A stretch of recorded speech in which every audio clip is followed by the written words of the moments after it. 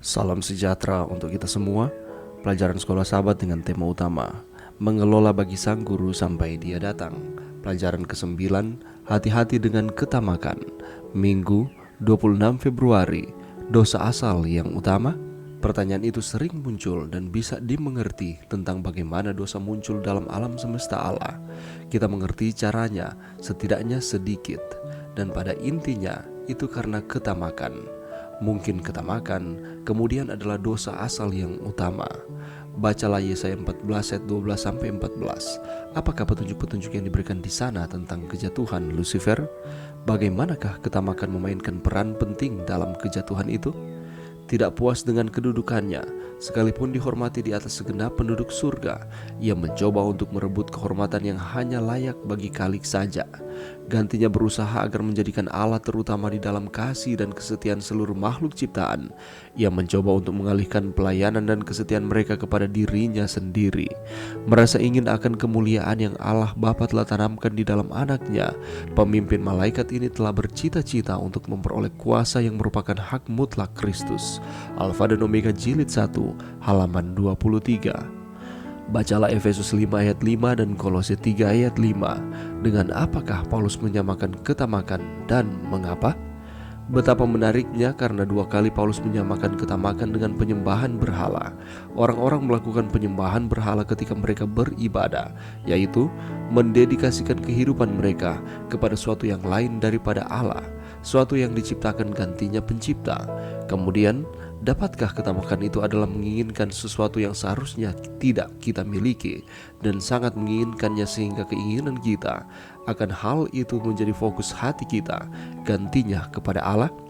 Tidak diragukan, Lucifer pada awalnya tidak mengetahui kemana keinginannya yang salah sedang menuntunnya. Ini bisa jadi sama dengan kita. Perintah melawan ketamakan, satu perintah yang hanya berhubungan dengan pikiran, dapat menghentikan kita dari tindakan-tindakan yang akan mengarah kepada pelanggaran perintah-perintah yang lain juga. Bacalah 1 Timotius 6 ayat 6 dan 7.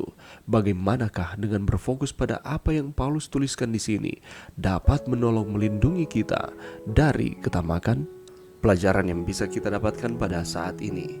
Mari kita lihat bersama apakah keinginan dan ketamakan tersebut.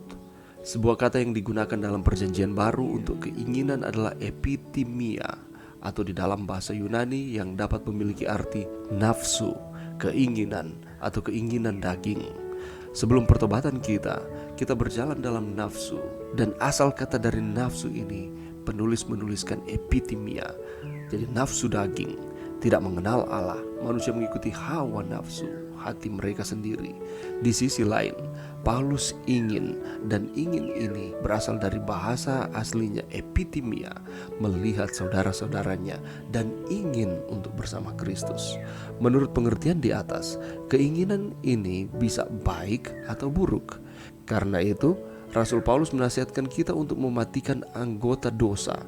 Di antaranya adalah keinginan jahat yang berbahaya dan tidak sehat, serta ketamakan atau pleoneksia yang merupakan penyembahan berhala.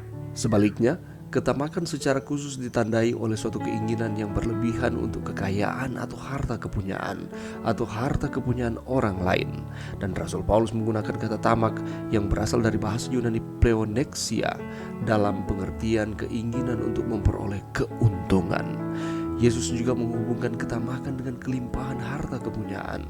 Ketamakan juga dapat diterapkan pada keinginan yang berlebihan atau melanggar hukum, atau untuk sesuatu menghalalkan segala cara untuk memenuhi kebutuhan secara pribadi, walaupun itu melanggar aturan.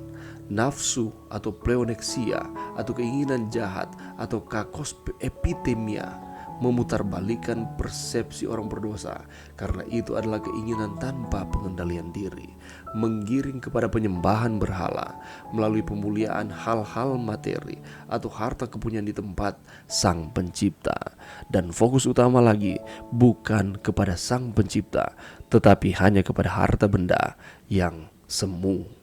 Kalau kita melihat di dalam firman Tuhan, ada banyak contoh-contoh yang berhubungan dengan keinginan dan ketamakan ini. Dan salah satunya adalah Lucifer. Lucifer bermaksud untuk merebut kedudukan atau tahta Allah dan hak untuk disembah, dan ini merupakan salah satu contoh dari ketamakannya. Dan dengan demikian dia akan meninggikan dirinya dan menempatkan seorang ciptaan di tempat sang pencipta. Namun setelah gagal di surga, Lucifer mengalihkan perhatian jahatnya kepada umat manusia, menumbuhkan dosa dan nafsu untuk menghancurkan harta Tuhan di muka bumi ini. Dan dia berusaha supaya dapat menarik perhatian ataupun fokus manusia, gantinya berfokus kepada Tuhan, tetapi sebaliknya berfokus kepada hal-hal materi dunia dengan tujuan untuk memalingkan fokus kita dari Tuhan kepada hal-hal duniawi, dan supaya ia dapat menjerat manusia. Rasul Paulus menyamakan ketamakan dengan penyembahan berhala. Penyembahan berhala adalah segala sesuatu yang memalingkan akan fokus kita kepada Tuhan, atau kita melupakan Tuhan, ialah penyembahan berhala. Dan ketamakan digolongkan sebagai penyembahan berhala. Tidak diragukan, Lucifer pada awalnya tidak mengetahui kemana keinginannya yang salah sedang menuntunnya, dan ini bisa jadi sama dengan kita. Perintah melawan ketamakan, satu perintah yang hanya berhubungan dengan pikiran, dapat menghentikan kita dari tindakan-tindakan yang akan mengarahkan kepada pelanggaran perintah-perintah yang lain juga. Marilah dengan pertolongan Tuhan, kita dapat mengontrol akan pikiran kita, untuk kita mengontrol setiap keinginan-keinginan kita, sehingga kita akan terhindar dari ketamakan. Mari berdoa.